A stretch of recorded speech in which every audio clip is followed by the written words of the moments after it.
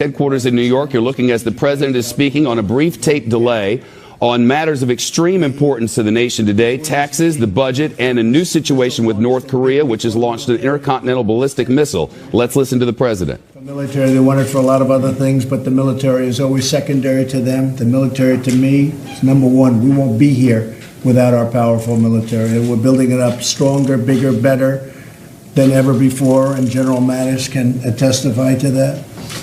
And the other thing, they want tax increases, and we want major tax decreases. So they decided not to show up. They've been all talk, and they've been no action. And now it's even worse. Now it's not even talk. So they're not showing up for the meeting. I will say this, in light of the missile launch, probably they'll be here fairly quickly, or at least discussions will start taking place fairly quickly. I think that we're in a very good position in terms of the meeting we just had over at the Capitol with the Republican senators. It was outstanding. I think we have tremendous support. I was just informed by Mitch that we had a unanimous vote from the Republican side, at least. We had a unanimous vote on the tax bill. And it goes now the next step, and I think we're going to get it passed. I think it's going to pass, and it's going to be very popular. It's going to have lots of adjustments before it ends. But the end result would be a very, very massive, the largest in the history of our country, tax cut. And lots of good things are going to happen, including the bringing back to our country of, it probably will end up being over $4 trillion money offshore that's stagnant, that companies and they're just not able to bring it back. So I think it's going to be a number over $4 trillion. Corporate will be able to compete now against the world. If you look at China, if you look at so many other countries, you look at many of the countries, China's at 15%. They're lower than us. We're getting it down to a level that is either going to be lower or right in the ballpark so that we can compete much better with our companies, our great, great companies. And that means jobs, and it means lots of other things. I'm very happy to see that the consumer confidence level is just about the highest it's ever been. In fact, I don't want to make any mistakes in front of the press because you'll get me on it, but to the best of my knowledge, it's the highest it's ever been. Consumer confidence has been setting records. They have confidence in the people leading their country. And I will say that I think it's going to go better and better, and I do believe that this vote on taxes, which are really tax cuts and reform, is going to be very, very important. So we had a good day today. We had a phenomenal meeting with the Republican senators.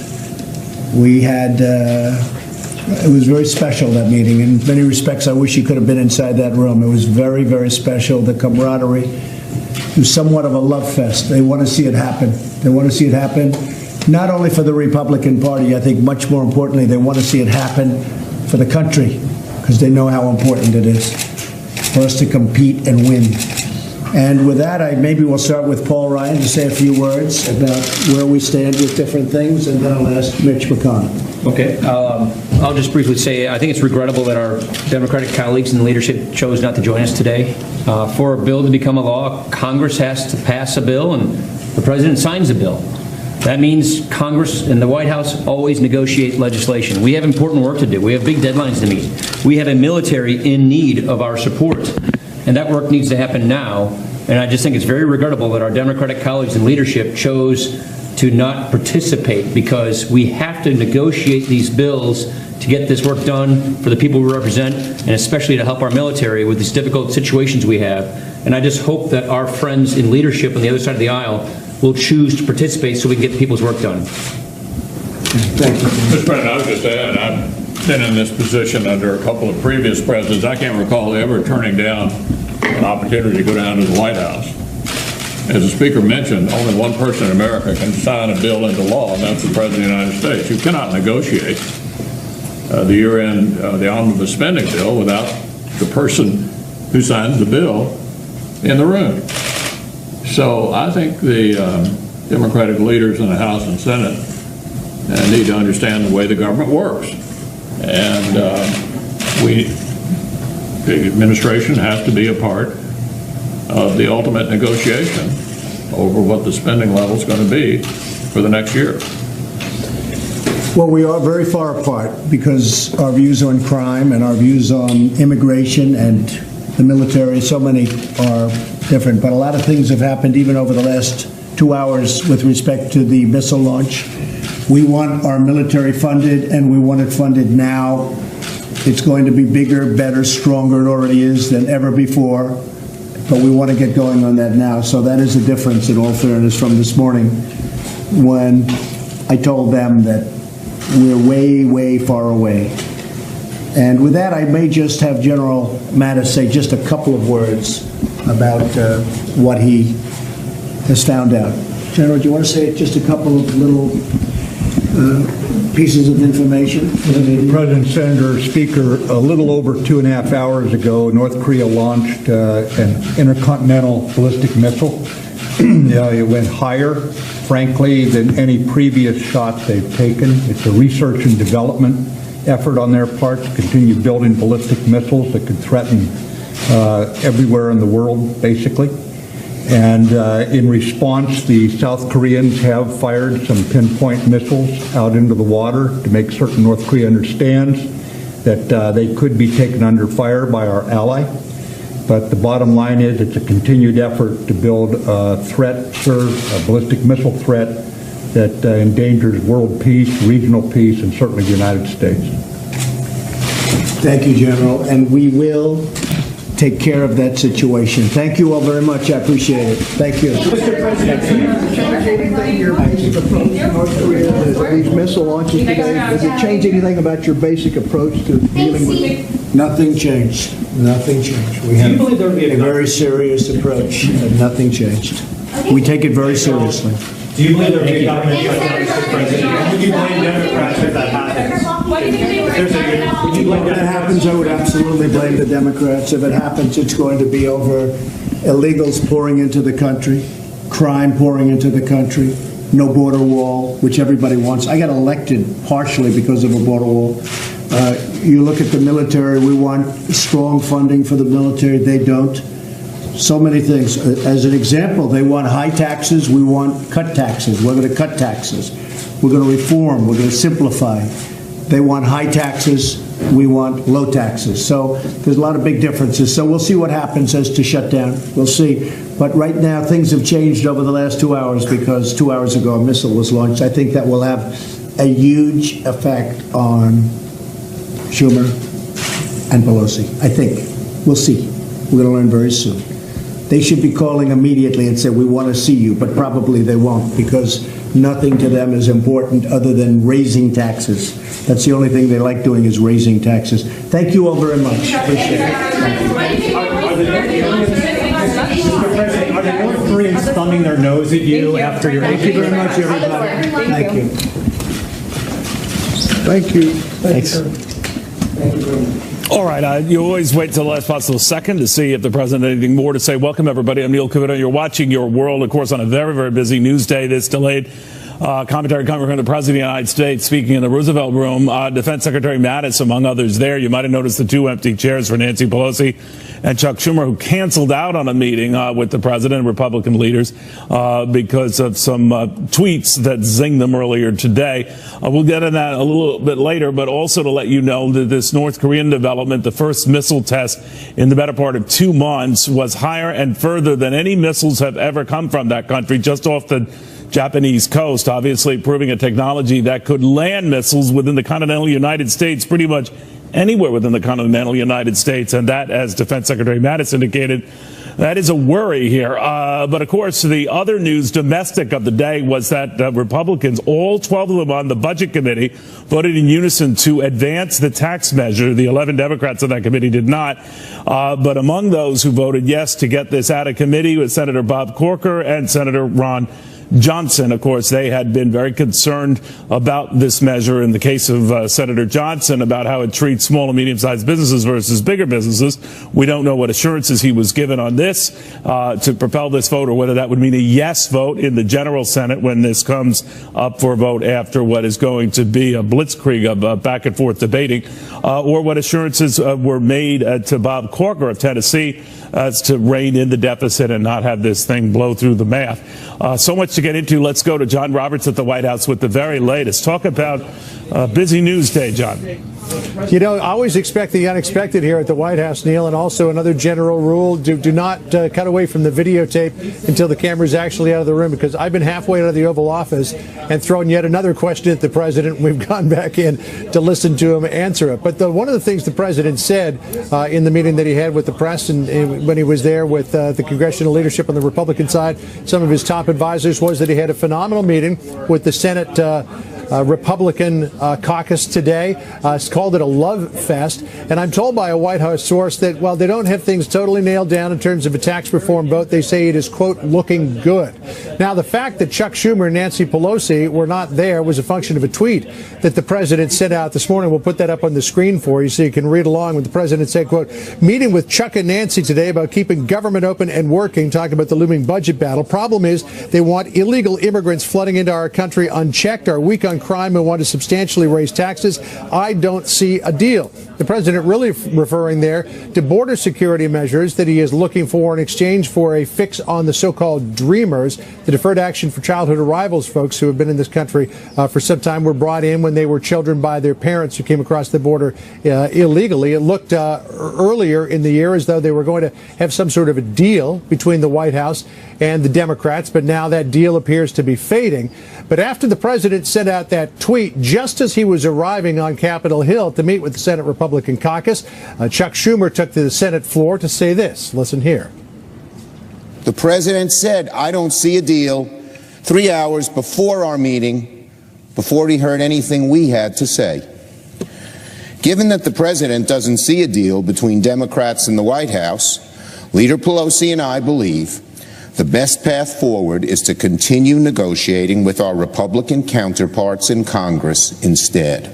And they say that they did that back in the spring with the omnibus spending bill, and they could do it again. But Republicans in Congress definitely want a budget on their own terms. They were very upset that the president cut this deal with Pelosi and Schumer a few weeks ago, Neil. So I think that they probably want to dig in their heels here. The White House also suggesting that this is merely political grandstanding on the part of Chuck Schumer. They're calling hypocrisy, pointing out that in the past he has not agreed with budget deals that had riders attached to them, pointing out that when he was on ABC's This Week back in 2013, when he was talking about the budget then and whether or not the Democrats would attach some sort of immigration provision to the budget bill, he said, quote, it would be sort of like somebody goes into your house, takes your wife and children hostage, and then says, let's negotiate over the price of your house. You know, we could do the same thing on immigration. We're not going to raise the debt ceiling until you pass immigration reform, but that would be, quote, governmental chaos. But what wasn't right for Chuck Schumer then appears to be right for him now. And, Neil, I couldn't tell you if it's the weather or a matter of timing or what, but things have certainly changed from the way they were 4 years ago. Neil? Yeah, well, where you sit makes a big difference, right, John? Real quickly, Don, I mean, is it your understanding then that given this rapid vote we had in Washington with the Budget Committee, that the timetable still looks doable? They wanted to get this, obviously, into the debate, voted on this weekend at the latest. Is that really doable? It's doable, but the pieces have to fall in line, and they have to fall in line without a whole lot of problems. So right. what has to happen is, I'm told, the president said to Ron Johnson, senator from Wisconsin on the Republican side, basically, vote for this bill. If you've got differences and your own concerns over this bill, take it up with your colleagues and work through those. The president wants this to happen. It would probably have to be voted on, if not by the end of this week, Saturday, early next week, because then it's got to go to the conference committee. It's got to be reported back out from the conference committee. Then it's got to go back to the House and the Senate. Don't forget, they are scheduled to go into winter recess on December the 15th. That could always slide, Neil, but the calendar is certainly not in favor of any kind of drawn-out process here in getting tax reform done.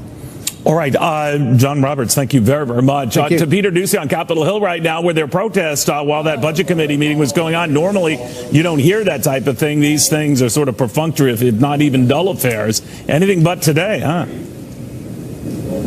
That's right, Neil. And even though some Republican senators have been saying that they wanted some big changes to this bill in the Budget Committee before they would back it so it could go to the full Senate, everybody ended up voting for it. So it is on its way to the Senate floor as soon as tomorrow, potentially. You just heard John allude to it. President Trump and some other Republicans were really leaning on Ron Johnson today, who had been threatening to hold up the bill in this committee. They said, if you have a problem, just fix it with an amendment once it gets to the the floor, and it seems like that's what he's going to do. But Democrats are steaming mad right now about how much Republicans did in a hearing that only lasted a few minutes.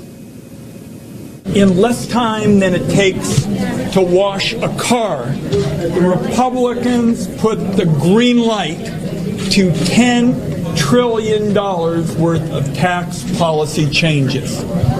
I've been in public service a while. I have never seen anything like this.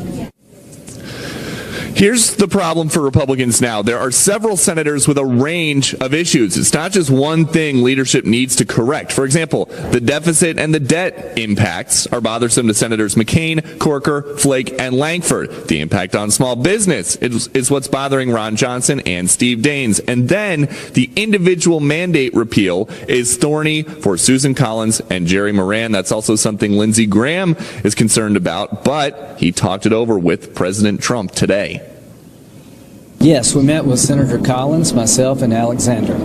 I am very much supporting repealing the individual mandate, but when you do that, CBO says that you'll get a premium increase of about 10% for some people. Graham is one of the Republican senators that protesters actually tried to block from coming into this committee room for the vote, but he did get in. Those protesters were really upset about the individual mandate repeal. They were screaming basically that they were going to die if this bill got through. There did appear to be at least a dozen arrests, people who were pulled out of here who refused to walk out. They were literally carried out, and then some others who were sitting down screaming on the floor. But as you can see, it's all calmed down for now. Neil. For now. All right, Peter Doocy, thank you very, very much, my friend. All right, with us, the aforementioned Ron Johnson of Wisconsin. He voted yes for this to get out of committee. That does not necessarily mean he'd be an automatic yes vote when it comes before the General Senate after what is expected to be a pretty aggressive back and forth in debate. Senator, thank you for joining us. Good to have you. Hello, Neil. How are you doing? Good. Is that pretty much your thinking, sir? Let's fight this issue in the General Senate matter, take it up with your colleagues, get it out of committee so you could do that? Well, first of all, there was some pretty good movement so far on both of my issues, and I'm one of those deficit hawks, and I've been very supportive with what Senator Corker and others have been working with the administration to try and, come up with some kind of trigger if we really don't have the revenue growth, which I believe we will have.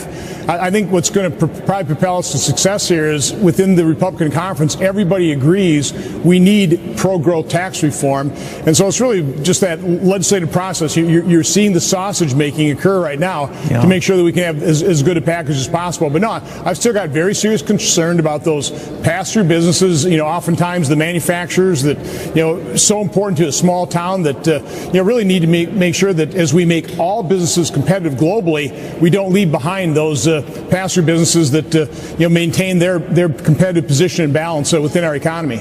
So your argument was that they're treated at a disadvantage as some of their larger counterparts whose corporate rates will slide to 20%, theirs will not.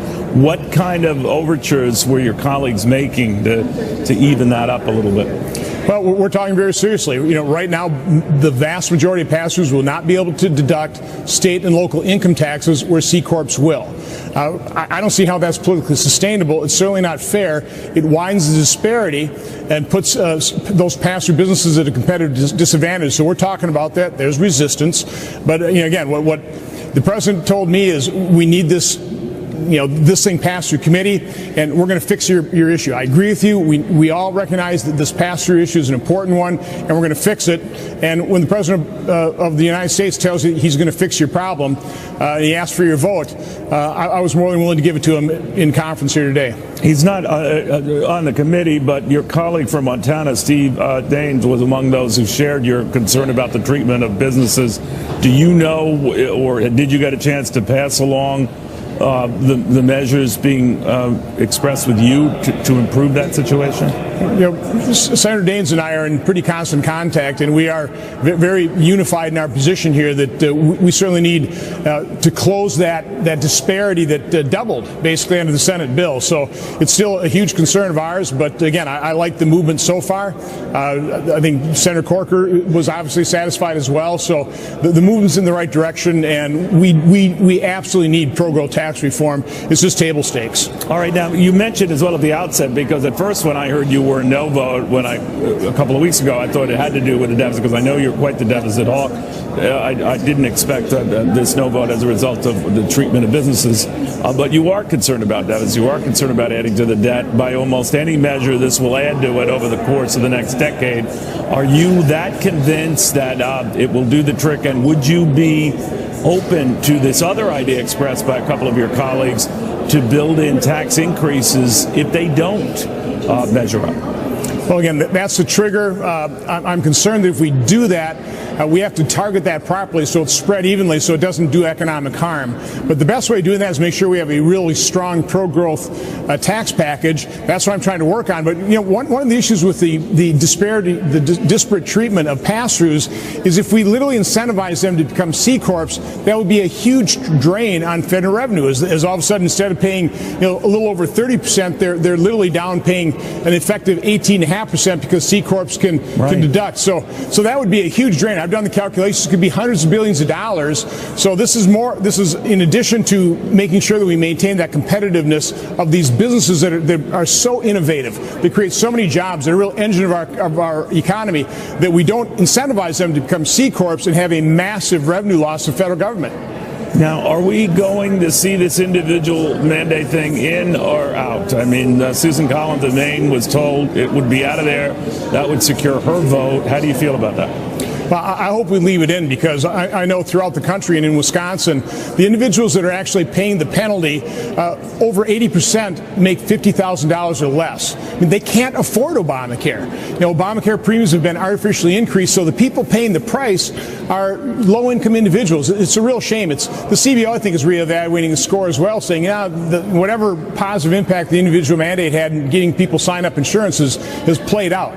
So I want to certainly repeal the individual mandate, and I want to give those Americans some real relief from those penalties that they're paying right now. How did the meeting go today, Senator? Where were you seated? Where were some of these senators who've had maybe an acrimonious relationship with the president, like Senators Flake and Corker you mentioned earlier? How did it go? Well, listen, it's always very cordial. Every time I've been with President Trump, he's been very engaged, very gracious, quite honestly. So, he's actually quite funny. It's humorous at many times. So it's just a really good luncheon meeting. And obviously, he was pushing the tax bill, and he certainly brought a couple of us over the top that had some real reservations, at least for this committee vote. But again, also made that commitment. He'll continue to work with us. Senate leadership will continue to work with us. And so I got enough movement. I got enough assurances that we'll get this fixed, that I was able to vote yes. Was John McCain there? I didn't see John. I'm not quite sure. With Senators Corker and Flake, did they exchange pleasantries with the president or any of that? Oh, no. Senator Corker stood up. You'll have to talk to him in terms of what he said. But again, it's all, listen, this is, as I said, this is the legislative process. This is the sausage making. There's give and take. But I thought it was a very cordial luncheon all the way through. When you look at the timetable for this, Senator, are you confident that this could be voted on? I mean, they're literally talking by this weekend. That'll be up to leadership in terms of when we can actually engineer those votes. Right now, I just want to work with them so they don't en masse become C corps and hemorrhage that revenue, but also so they can stay competitive in our economy. Senator, you've read polls as well as I, and it could be the eye of the beholder. I understand that a lot of Americans are frustrated with what appear to be, to them at least, generous provisions and allowances for corporations, not so much for them. Permanent tax cuts for those corporations, ones that phase out for them. So to those who are looking at this and seeing it as a boon to big companies, would you be disappointed if those companies simply plowed those savings back into buying more stock or into increasing their dividend, doing none of the things that a lot of you and your colleagues have hoped they would do and still do, and that is hire people? Neil, that's one of the reasons I'm really fighting for the pass-through entities that have to compete globally, is also with those C corps. So no, I'm fighting hard to make sure that what we do spend in terms of the static score, we spend with a little more equity between pass-through businesses and C corps. I think it's a legitimate complaint right now about the Senate bill. It's one of the reasons I've been raising Cain about it. But again, hopefully my colleagues recognize that same problem. We can fix it. All right. So right now, with allowances that might be made for smaller, medium-sized companies, pass-throughs, if all they could do, your colleagues could do, was allow them to, as big companies could and can, write off their state local taxes. Would you be okay with that? Well, I'd rather, create that equal treatment in terms of state and local taxes by denying that deduction to C corps, because it'll raise revenue to bring down the rates for the pass-throughs. But Neil, let me just say more broadly, it's a table stakes issue. American businesses are now uncompetitive, both pass-throughs and C corps. We have to bring down the corporate rate if we're going to compete globally. It will spur economic growth, which is what raises wages. So I'm completely supportive of what we're trying to do. C corps, I want to make sure we don't leave pass-through businesses behind. But that'd be the basic defense is we simply can't allow our business tax system to be so uncompetitive globally. It's just a table stakes issue. All right, Senator, thank you very much for taking the time. I appreciate it. Have a great day. All right, you too. Senator Ron Johnson, now to Texas Republican Congressman, Chairman of the House Financial Services Committee, Jeb Hensarling. Congressman, very good to have you. So much to get into about your reaction to what Ron Johnson was just saying. He voted to get this out of the Budget Committee and fight another day for the things that are important to him, like these treatment of smaller companies, pass-throughs, what have you. Are you optimistic this passes the Senate? Oh, I'm very encouraged. And so, again, I was concerned when my friend Ron Johnson had made his announcement. I was hoping that he would see the better in the legislation, which clearly he did to further it, and it will continue to be refined, but I think this has a lot of momentum behind it. We got it out of the House. They now got it out of the Senate Finance Committee. It has a lot of steam behind it, and it's so important for this economy. I mean, as we know, under President Obama, we languished at about a 1.5% to 2% GDP economy, which means that paychecks lagged, savings remained decimated, American dreams were small and timid, and now we are on the precipice of a 3% plus economy for years and years to come if we can get this passed, and I think we'll get it done, Neil. All right, now we talk about the revenues that the tax cuts could create. If they don't, one of the things the Senate is working on, sir, is this provision that would raise taxes in the event the revenue doesn't pan out. How would you feel about that? I can't think of a worse way to tank the economy than to actually raise taxes. And so what we have, again, is not economic theory, but economic fact. You can look at the Reagan tax cuts, the Kennedy tax cuts. Frankly, you can go all the way back to the Coolidge tax cuts and find out that with pro-growth tax reform, you've actually created more So a provision like that, you sound like you would not support. Well, I always reserve the right to actually see what is being proposed, but conceptually, I think the idea that if you're having tough economic growth, beatings will continue until morale improves. Tax increases is probably not the way to go. But I believe, based upon history, that we can have a 3.5% GDP growth. I mean, in Reagan's tax reform package, I want to say that revenues were 19% greater when he left than when he came into office. The same thing is clearly possible under President Trump. And so I wouldn't want to support the a package. revenues definitely come in. Both parties know how to spend it, that's for sure. But let me ask you, sir, while I have you here, Chairman, this move to get this through quickly, one idea bandied about was whatever the Senate comes up with, it's thrown back to you guys and you vote yay or nay on it. What do you think of that? Well, I don't think that's really how our democracy is supposed to work, and I think that everybody in the House who's been elected by their constituency in their district needs to have their voice heard. And so if we remember our Civics 101, they come up with a bill, we come up with a bill, and we go to conference. I expect us to go to conference, and we've got matters to work out. But you know what, Neil? There's a whole lot more that is in common with these tax plans than there are that separates us. And so I feel quite confident we can come together with a great pro-growth tax plan that's going to mean greater economic growth, more jobs, bigger paychecks, and a very healthy economy. You know, while I have you here, Chairman, I know you got to go, but I am curious what you make of this Mick Mulvaney situation, the budget director who's running the Consumer Financial Protection Bureau, because Leandra English, the acting director, thinks she's running it. So you have two bosses dictating policy to much of the financial industry, and no one knows who's on first here. Who is on first? Well, Mick Mulvaney is on first, so number one. Even the own legal counsel, the legal counsel of the CFPB has said that Mick Mulvaney is the acting director. Second of all, the Justice Department has opined that Mick Mulvaney is the acting director. The only circuit court that has ever opined on the issue, the very liberal Ninth Circuit, has said in this case, once again, the president gets to name his person as acting director, thus Mick Mulvaney yet again. This is a last desperate gasp of the previous director who came in under a legal cloud. He will go out under a legal cloud. This is a waste of time. But the problem is not so much who's running the CFPB. The problem is the CFPB. It is the single most powerful, unaccountable agency in the history of the Republic. It tramples upon due process. It's an affront to separation of powers. And frankly, it's hurting consumers. Whether you look at free checking getting cut in half, fewer credit card offerings, many automobile loans costing $500 more. This is an agency that absolutely has to be reformed, and it needs to be reformed statutorily, and that's what we have done, at least in the House, through the Financial Choice Act. We would restructure it and make sure that it actually helps consumers by enforcing consumer law, not making it up and not running afoul and harming the greatest consumer protection we've ever known. When it was being created, real quickly, it sounded like you didn't even want it created. Would you argue that it should be shut down? Well, we have roughly 20 major consumer financial protection laws on the books. We can either have them enforced by, say, the Federal Trade Commission. They could be enforced by the prudential regulators of our financial institutions. Or, frankly, I do see there is merit in having a singular institution enforce them. But they are there to enforce the law, and they'll not make it up. They're making it up. They're arrogant. They're part of the swamp. They have to be drained. All right, I'll put you down as a maybe on them.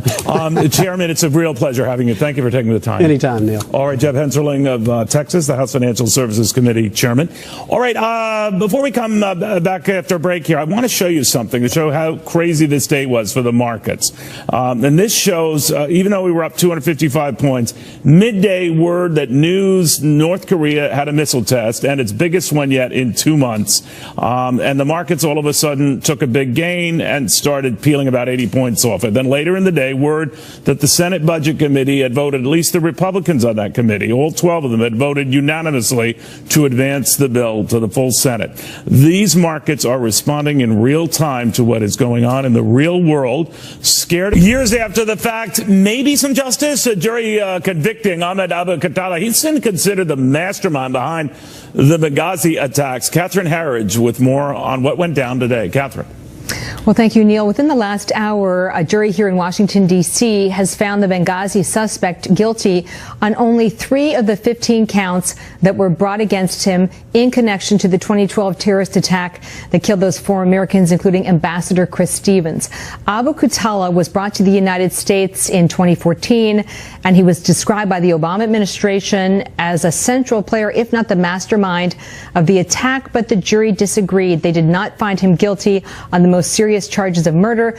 They found him guilty of providing support, material support to a terrorist organization. In other words, participating in the attack, also destroying U.S. federal government property. In this case, that would be the compound as well as the CIA annex, and the discharging and the carrying of an automatic weapon. So this is a major setback for the government because he was portrayed as someone who was so central to the attack that killed those 4 Americans. There were really 2 big issues that the prosecution had to try and overcome.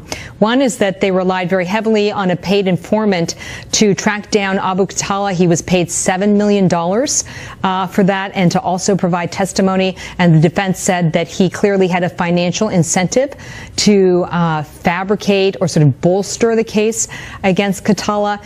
And really, secondly, it was a really hard case because the FBI was never able to secure the crime scene in Benghazi. They never secured the compound. Therefore, they were never able to rely on solid forensic evidence. They had to rely on the paid informant. And today, a Washington jury said it was simply not enough to convict him in the murder of those 4 Americans back in 2012. Final point.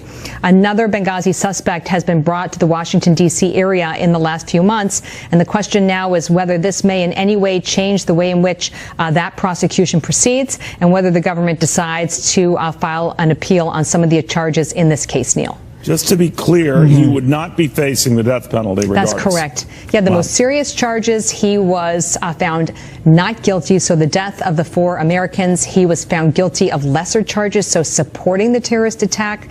But really, the jury found that he was a fringe player or a minor player. And in fact, the surveillance video from the compound showed that he arrived after the fact. Thank you, Catherine, very you're much. welcome. Catherine Herridge. Meanwhile, North Korea, as you heard, and it whipsawed the world today. First time in a couple of months, a ballistic missile test, and this one was a doozy. Former U.S. Ambassador to the United Nations, John Bolton. John, what did you think? Well, I thought General Mattis's comment at the president's press availability was significant, that this missile was the highest that we had tracked a North Korean launch. And I think what that means is that they're increasing their ability, if you flatten that trajectory out, that the ballistic curve could well take it deep into the United States. We'll have to analyze it and see. But it underlines the basic point. In very short order, North Korea will have the capability of dropping thermonuclear warheads on any target it wants in the United States. And you can put all this happy talk about diplomacy with North Korea, waiting for China to do something, to the side, and the United States faces this critical decision. Will we live with a nuclear North Korea, or will we use military force? That's going to be the choice in very short order. You think China was given a heads up on this? I think that's hard to say. I think China knows a lot more about what goes on in North Korea than we do. I think they've continued to play us, frankly, even after the president's trip. The official line was, we think the United States and North Korea should negotiate some more. Sure, just like we've done for 25 years, to the same effect, zero. So absent really a dramatic move by China, agreeing to the reunification of the peninsula, overthrowing Kim, putting their own puppet general in charge. Time is running out here. And if you're content to be at the whim of the North Korean dictatorship, to threaten and extort the United States with nuclear weapons, then we can live with a nuclear North Korea. If you're against that, if you're worried they may sell North Korean technology to Iran, to ISIS, to other would-be nuclear powers, then we're going to have to look at military force. Nobody likes this option, but it's a question of what kind of terrorist regime you want to live under. You know, you got to think, again, when it was Russia warning earlier this week of an apocalyptic scenario in the Korean peninsula. Do you think we're closer to that? No, I don't. Look, I don't think this scenario is apocalyptic. What we're concerned about primarily is North Korean retaliation against South Korea. And what retaliation do they threaten? What retaliation does everybody assume? They will shell civilian areas of the capital of Seoul, which runs right up to the DMZ. That's the North Korean response, to commit an act of terrorism by killing innocent civilians. And that's what they're prepared to do before they get nuclear weapons. Imagine what they're capable of once they get deliverable nuclear weapons that can hit any target in the United States. Scary stuff. Ambassador, thank you for taking the time. Thank you. John Bolton. All right, well, you've seen a lot of these over-the-top magazine depicting the White House veering into the look of the Kremlin. That might be going because Meredith Corporation is scooping up Time Inc. for nearly $2 billion. The Koch brothers are funding a big part of that. To Fox Business's Charlie Gasparino on what to make of that, how it could possibly change things over there. What do you think, bud? You know, just by what I think is what I'm getting from my sources who actually do business with the Koch brothers in various capacities. I mean, here's what I think based on precedent. It's still not a majority position. It's a $2.5 billion deal. They put about $650 million in. So they're sizable investors. They're not majority investors, and they're not on the board, right? They're not on the board. Right. They've agreed to be kind of silent partners. But here's the other flip side of that from everybody that does business with the Koch brothers is that they're never quite that silent, and that what they will expect with them in this deal, I mean, they own a big chunk of this company, is that they will exert some influence. There'll be some changes editorially.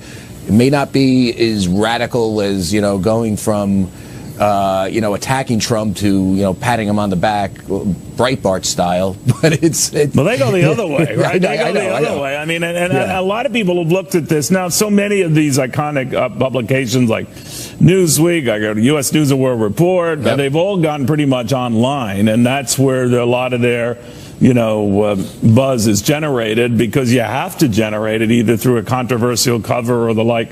Would that change even under new ownership or no? Listen, I think the fact that you got the Koch brothers in there is a huge lifeline to this company. If I was a journalist at this company, I would be pretty happy right now that I got a job and we got stable owners. I mean, the Koch Industries is a huge privately held company. I mean, it's a multi-gazillion-dollar company. Right. It is very big. It's very well funded, and that's a good thing for the journalist part.